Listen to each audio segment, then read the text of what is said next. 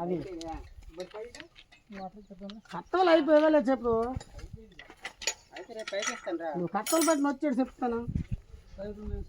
పైపులు కొరవ అయిపోతాయి.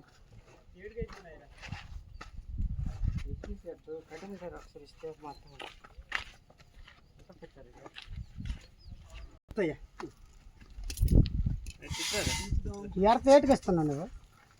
దేనికి ఇచ్చేస్తున్నావు? అలాగే అలాగే డైరెక్ట్గా ఇచ్చేస్తావా?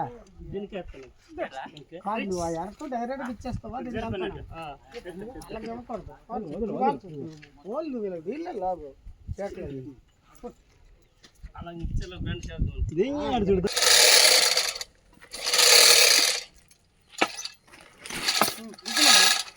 ఏం చూసి పేట ముక్క బిగించే నీ భాషలో అప్పుడు చెప్తే పేట ముక్క ముందు బిగించండి.